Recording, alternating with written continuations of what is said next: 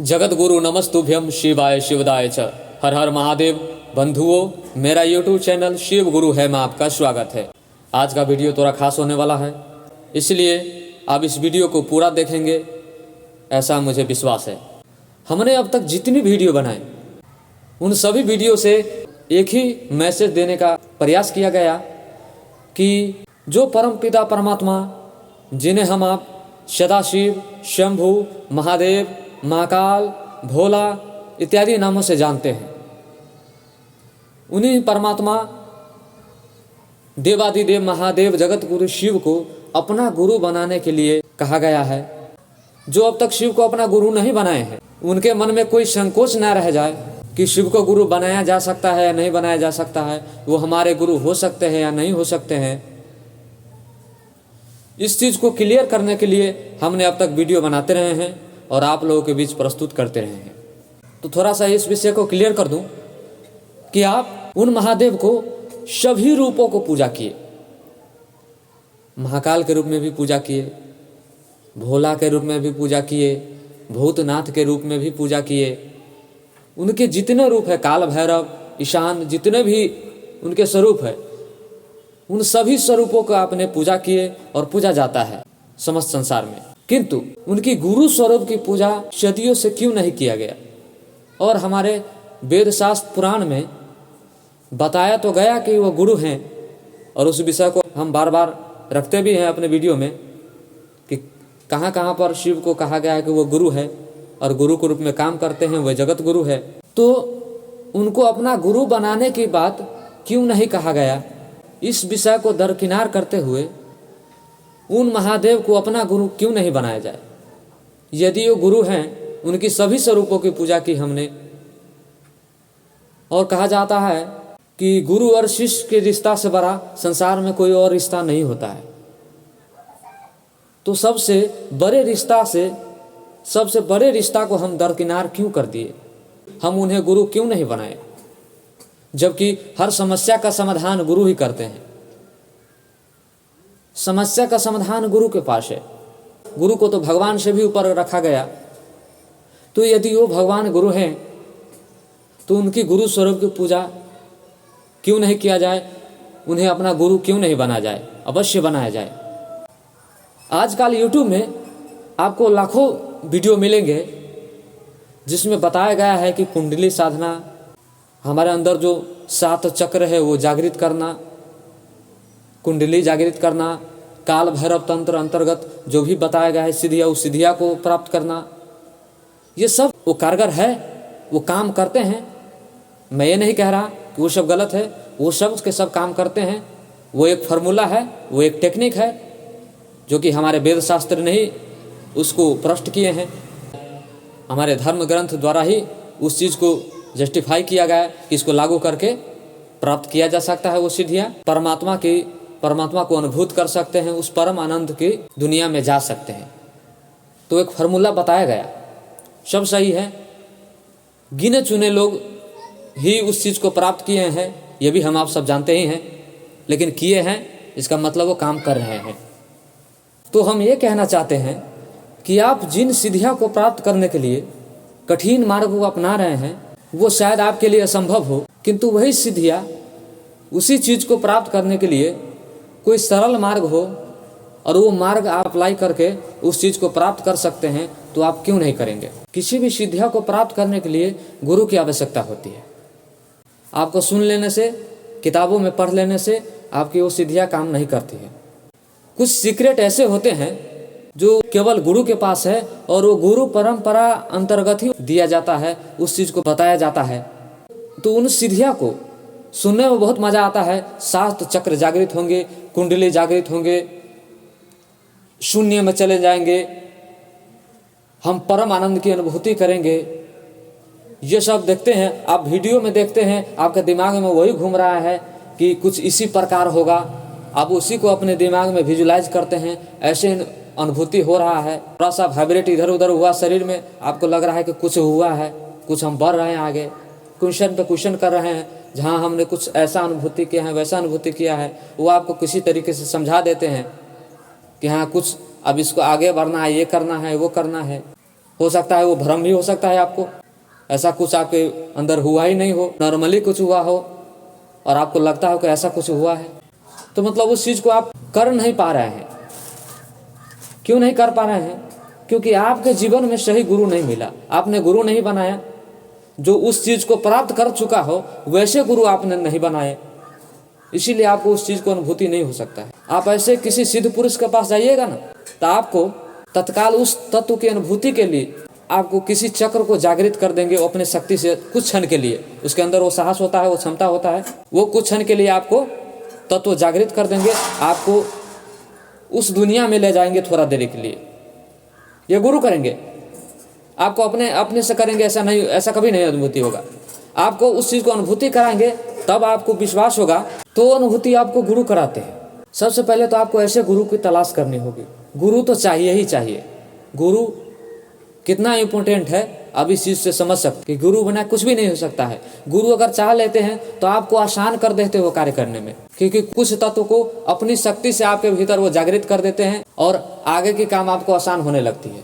तो गुरु तो चाहिए, हर एक कार्य के लिए गुरु चाहिए। उदाहरण के लिए जैसे कि वो व्यक्ति वायरल है, बागेश्वर धाम सरकार, धीरेन्द्र कृष्ण शास्त्री, सभी हम आप सभी जानते हैं उनका नाम। इतने लोग जुड़ रहे हैं उनकी चमत्कार से प्रभावित होकर। उनसे सुनिए कि उनकी सिद्धियाँ प्राप्त करने में उनके गुरु कैसे मदद किए।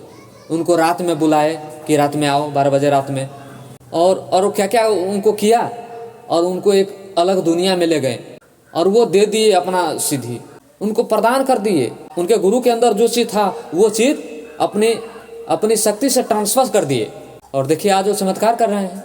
तो गुरु कितना काम करता है, कितना मदद करता है गुरु। तो मैं कह रहा हूँ, मैं एक उदाहरण बार बार आपको देता रहा हूँ वीडियो में, कि आपको यदि डॉक्टर बनना होता है तो आप डॉक्टर के पास जाते हैं जो कि पहले से वो डॉक्टर है, और आपको डॉक्टर बनाते हैं, यानी कि डॉक्टर के अंदर जो गुण है वो गुण आपके अंदर ट्रांसफर करते हैं। आपको मास्टर बनना होता है तो आप मास्टर के पास जाते हैं और आपको वो मास्टर बना देते हैं, यानी कि उनका अंदर जो गुण रहता है वो गुण ट्रांसफर कर देते हैं। गुरु और शिष्य का परंपरा वही रहा है कि गुरु के अंदर जो गुण होगा वो गुण अपने चेला में, अपने शिष्य में ट्रांसफर करेंगे। गुरु शिष्य का यही परंपरा रहा है। किसी भी गुरु के पास, जो भी आप चोर के पास जाइए आपको चोर बना देगा, साधु के पास जाइए आपको साधु बना देगा, क्योंकि वो अपना गुण आप में ट्रांसफर करेंगे। वो जैसा होगा वैसा आपको बनाएंगे। तो यदि इसी पर आप फोकस करिए, इसको गहराई से समझिए कि आप तीसरा नेत्र खोलना चाहते हैं, तो तीसरा नेत्र खोलने वाला जो शक्ति जिनके पास होगा, आपको तो उन्हीं के पास जाना होगा ना। आप एक योगी बनना चाहते हैं तो जो योगी होगा तो आपको उन्हीं के पास जाना होगा। आप ध्यान के चरम में जाना चाहते हैं तो जो पहले से चरम पे है उनके पास जाइएगा, वो अपना गुण आपके भीतर ट्रांसफर करेंगे और आप चरम पे पहुंच जाइएगा। गुरु शिष्य का परंपरा अंतर्गत तो यही मूल सिद्धांत है ना। तो आप जो बनना चाहते हैं, मैं ये कह रहा हूँ कि आप जो बनना चाहते हैं वैसे गुरु के पास आपको जाना होता है। और यहाँ पर यह समझना है, संसार में ऐसी कोई सी वस्तु नहीं, ऐसी कोई सी सिद्धियाँ नहीं जो शिव नहीं दे सकते हैं, क्योंकि वही देवों के देव महादेव है, वही कालों के काल महाकाल है, वही स्वयंभू है, यानी उनसे ऊपर कोई नहीं, वो स्वयं अवतरित है। कालों के काल, एक काल जो समय से परे है, एक महाकाल जो समय से परे है। कालों के काल महाकाल यानी कि समय से परे, और एक महाकाल भय को भी भय प्रदान करता है, भय को भी उनसे भय लगता हो।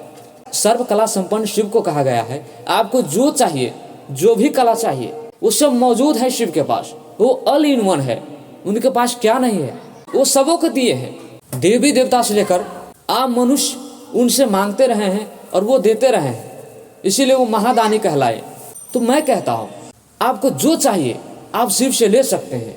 आप जो सिद्धियाँ प्राप्त करना चाहते हैं शिव से आपको प्राप्त हो सकता है। तो उनसे प्राप्त कैसे किया जाए?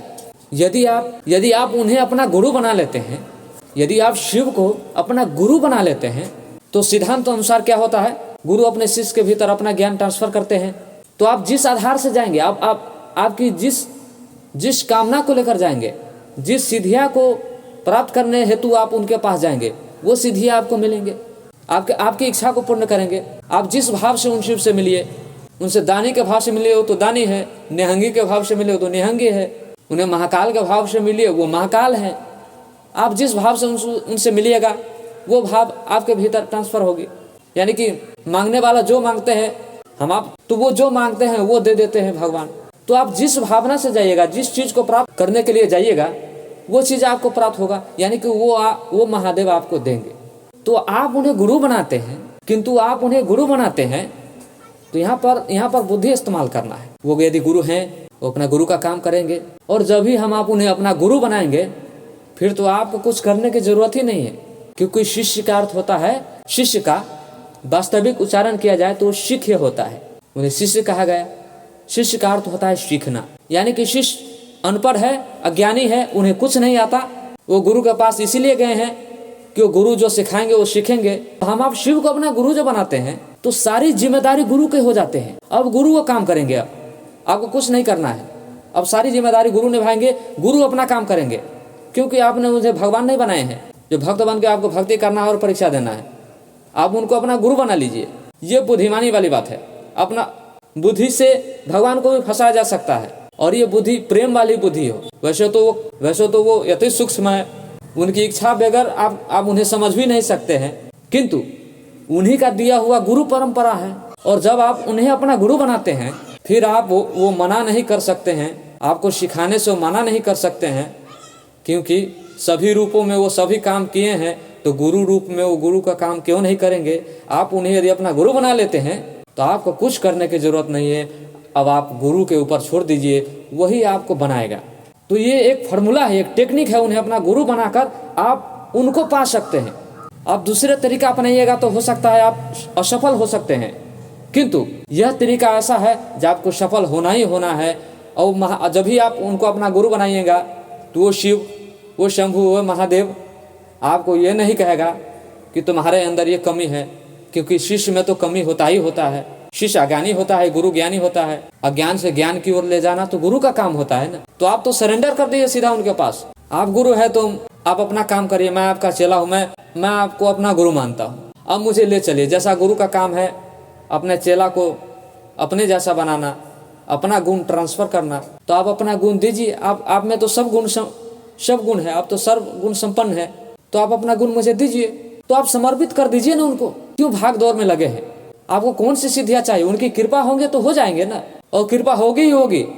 आप उन्हें अपना गुरु बना करता देखिए। आप शास्त्र को खंगालिए, आप वेद पुराण को खंगालिए, जगह जगह आपको मिलेगा कि वो गुरु है। किंतु उन्हें गुरु नहीं बनाया गया।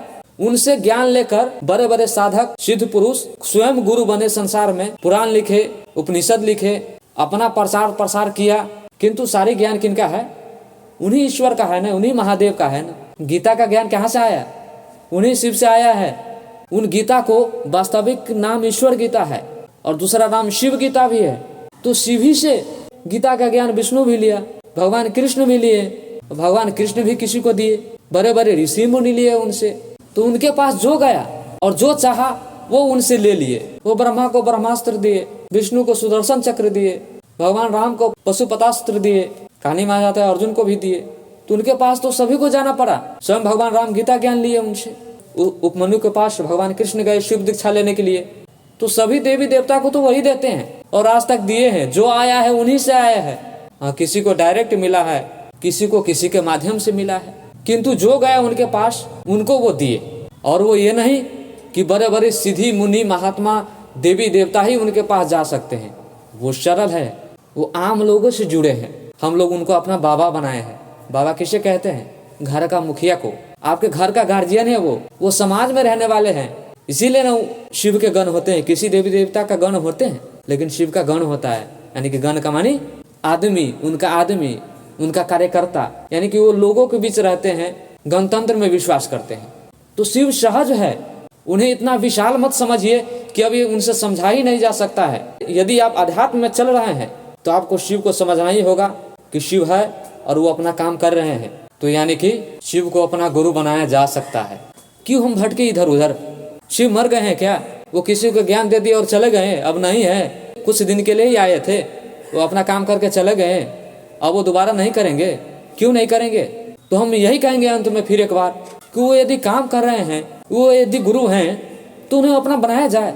क्योंकि सारी सिद्धि उन्हीं के पास है और किसी भी सिद्धि को प्राप्त करने के लिए गुरु ही बनाया जाता है। क्योंकि गुरु अपना ज्ञान अपने चेला में ट्रांसफर करता है, अपने शिष्य में ट्रांसफर करता है। हम जिस सिद्धि की कामना से उनके पास जाएंगे वो सिद्धि हमारे अंदर वो ट्रांसफर करेंगे और उस सिद्धि को हम प्राप्त कर पाएंगे। ये सिंपल सा लॉजिक है, इसमें कोई संशय का विषय नहीं होना चाहिए। तो संसार के सभी रिश्ता को हमने कबूल किया, उन महादेव को सभी स्वरूपों का हमने पूजा किए, सदियों से करते आ रहे हैं, किंतु वही शास्त्र कहते हैं कि सबसे उत्तम रिश्ता गुरु और शिष्य का होता है। तो उस रिश्ते से हम क्यों नहीं जुड़े उनसे? हम क्यों समझने लगे कि वो तो दिखता ही नहीं है तो कैसे देगा? वो गुरु बनकर ज्ञान नहीं दे सकते तो बाबा बनकर कैसे हम आपको संसारिक सुख देंगे? यदि वो संसारिक सुख दे रहा है, धन दे रहा है, दौलत दे रहा है, पुत्र दे रहा है, यश दे रहा है, इतना कुछ दे रहा है, तो ज्ञान भी देगा, ये विश्वास क्यों नहीं हो रहा है उन पर? यदि नहीं दे रहा है तो कुछ भी नहीं दे रहा है, यदि दे रहा है तो ज्ञान भी दे सकते हैं। वो अपना ज्ञान अपने शिष्य में ट्रांसफर कर सकते हैं। वो सभी स्वरूपों में काम कर रहे हैं तो गुरु स्वरूप में भी वो अपना काम करेंगे, वो क्यों नहीं करेंगे? तो अंत में मैं यही कहना चाहूँगा, किसी भी सिद्धियों को प्राप्त करने के लिए आपको इधर उधर कहीं नहीं भटकना है। उनको अपना गुरु बना लीजिए, उनको याद करिए। आपको मन को केवल समझा लीजिए कि वो आपका गुरु है, फिर तो सब काम अपने आप होने लगेंगे कि शिव मेरे गुरु हैं। ये मन समझ जाएगा कि नहीं, अब शिव मेरे गुरु है, दूसरा कोई गुरु नहीं है मेरा, वो शिव, वो परमात्मा मेरे गुरु है। वही जो सिखाएंगे हम सीखेंगे, बाकी हम कुछ नहीं सीखेंगे। किसी को नहीं सुनना है, किसी को नहीं समझना है। अब मेरा गुरु वही है, वही जो कहेंगे सो करेंगे, जो नहीं कहेंगे वो नहीं करेंगे। उन पे छोड़ दीजिए ना, वो परमात्मा नीचे आ जाएंगे, वो आसमान से धरती पे आ जाएंगे। उनको आना पड़ेगा क्योंकि उन्हीं का बनाया ये सिस्टम है। यदि संकल्पित मन से कोई भी मनुष्य चाह ले तो परमात्मा को धरती पे आना पड़ता है, और बार बार आते रहे हैं। तो उन पे विश्वास करो, जो चाहिए सब मिलेगा। उनको गुरु बना लीजिए। वो सर्व कला संपन्न है, सब गुण उन्हीं के पास है। उनसे बड़ा कोई योगी नहीं है, उनसे बड़ा कोई ध्यानी नहीं है, उनसे बड़ा कोई ज्ञानी नहीं है, उनसे बड़ा कोई दानी नहीं है। तो सब कुछ तो वही है। आपको जो चाहिए ले लेना, उनको अपना गुरु बना लीजिए। गुरु का काम है अपने चेला में अपना गुण ट्रांसफर करना, वो अपना गुण ट्रांसफर करेंगे, आप शिव जैसा हो जाएंगे। गुरु क्या करते हैं? अपने चेला को अपने जैसा बनाते हैं। शिव भी अपने चेला को अपने जैसा बनाएंगे। तो आप शिव जैसा हो जाएंगे तो आपको क्या चाहिए फिर क्या रह जाएगा संसार में? जो शिव जैसा हो गया उनको और क्या ख्वाहिश रह जाएगी? 7 चक्र को एक्टिवेट करने में लगे, क्यों अपना टाइम वेस्ट कर रहे हैं? जो चीज आपसे नहीं हो पाएगा उस चीज को आप प्रैक्टिस में लगे हैं। जिनको हिंदी समझ में नहीं आ रहा है उनको मैथ साइंस का विषय पढ़ने के लिए कह रहे हैं, कैसे वो सक्सेस करेगा? वो तो फेल हो जाएगा ना, भाग जाएगा ना वहां से। तो आप उस चीज को प्रैक्टिस कर रहे हैं जो चीज शायद संभव नहीं है इस परिवेश में। हम जैसे माहौल में जी रहे हैं, हम जिस माहौल में रह रहे हैं, हम जिस वातावरण में हैं, उस वातावरण में बहुत कठिन है। इसीलिए सिंपल में साधु संत साधकों ने कह दिया कि नाम जप करो। क्यों परेशान हो? तो इतना वो परमात्मा ही मिल जाए तो फिर आपको क्या चाहिए? किस अनुभूति में लगे हो? नाम जप करो, उनको अपना बना लो। सारी समस्या का एक समाधान मेरे गुरु शिव भगवान। तो आज के लिए इतना ही। मैं इसी वाणी के साथ मैं अपनी वाणी तत्क्षण गुरु को चरण में रखते हुए पुनः सभी भाइयों को प्रणाम।